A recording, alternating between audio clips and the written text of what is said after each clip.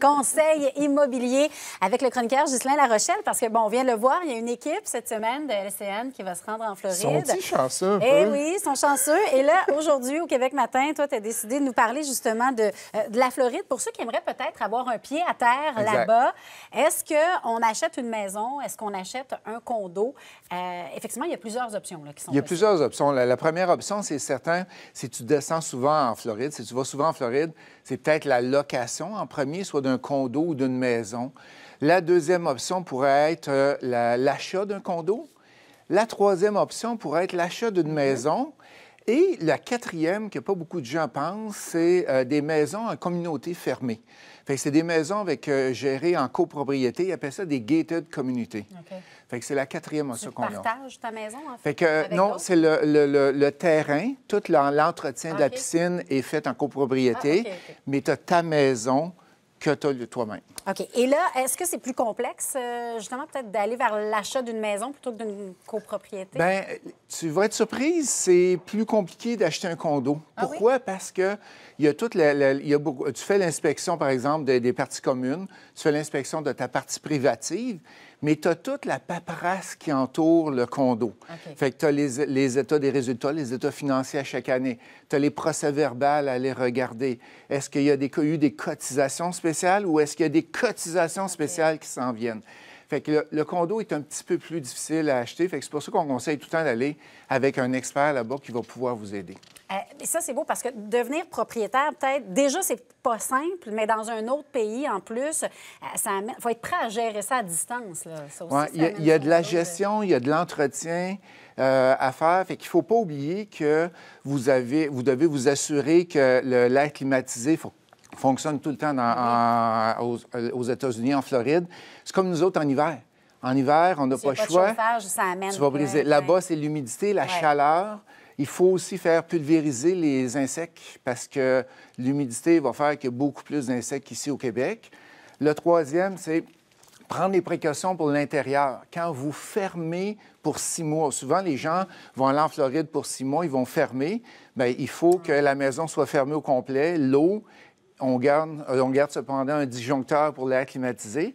Et l'extérieur, quand on fait l'entretien de l'extérieur, puis vous n'êtes pas là, bien, il faut que quelqu'un s'occupe de la piscine, s'occupe du spa, si vous avez un spa, etc. Fait qu'il faut confier ça à une firme extérieure.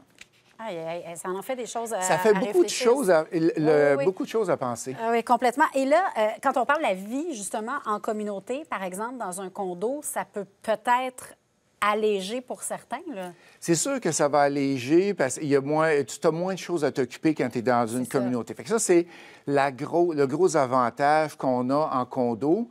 Le désavantage, c'est les règlements.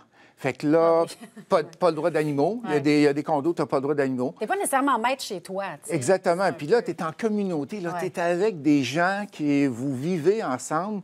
Puis il y a des règlements de location aussi. Il y a des règlements que si tu n'es pas là, tu n'as pas le droit de faire venir la famille dans ton condo. Il faut vraiment s'assurer avant de devenir tellement.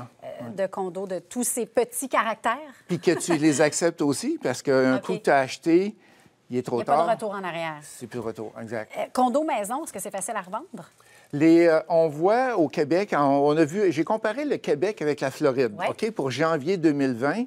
Et quand on regarde la maison, 88 jours de délai pour vendre en Floride en janvier et 101 au Québec. Si on regarde le condo, un petit peu plus long, 93, et le Québec est à 97.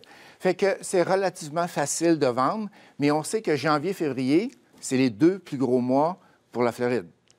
Parce que tous les étrangers sont là et c'est les mois de vente. Puis qu'est-ce que j'ai réussi à trouver comme statistique? C'est qu'en Floride, la population augmente de 1,6 par année. Donc ça l'aide à la revente quand on va vouloir revendre. Ça fait que ça, c'est très, très bon. Et justement, quand on parle d'investissement en tant que tel, de profit, qu'est-ce qui peut nous donner le plus d'argent dans nos poches, finalement? Le condo, tu n'as pas de tracas, c'est simple.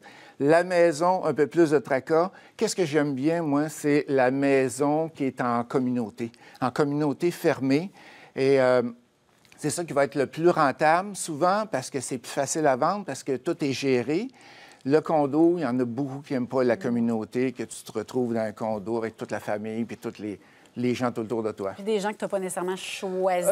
Non, tu ne les as pas choisis, exactement. Tu as raison, Lisa Marie. Oui, quoi qu'on choisit rarement nos voisins, Oui. des fois, on tombe mieux que d'autres. Mais une maison, la maison va être plus éloignée que ton voisin de condo, par exemple. La porte d'à côté. Oui, exactement. Quelques petits conseils en terminant? Bien, regardez pour acheter peut-être une reprise bancaire en Floride. Ah, ben oui. Il y en a au Québec, il y en a aussi en Floride. Fait qu'allez voir si vous ne pouvez pas acheter là-bas. Et si vous voulez faire de la location, oubliez le condo. Oubliez le condo, 80 des syndicats de copropriété interdisent la location de court terme ou long terme. Puis, mais du Québécois, il y a seulement, Québécois ou Canadiens, je veux dire, il y a seulement 20 des gens qui veulent louer. Fait que la plupart des gens qui descendent en Floride, c'est pour demeurer dedans. Et le troisième, n'oubliez pas les frais de transport. Oui. Si vous descendez une fois durant tout l'hiver, c'est correct, mais si vous avez à revenir au Québec, bien là, vos frais de transport vont augmenter beaucoup vos frais de vacances que vous allez avoir là-bas. Le chiffre de la semaine. 23 c'est les acheteurs canadiens représentent 23 des acheteurs étrangers en Floride. On est la population qui est la plus représentée là-bas. Aïe, aïe, aïe, 23 Bien, quand même, c'est un endroit qu'on aime visiter. Tout le monde aime ça aller là, en Floride. On y va, puis on y retourne et encore et encore. Merci beaucoup. Merci beaucoup, Lisa Marie. À la semaine prochaine.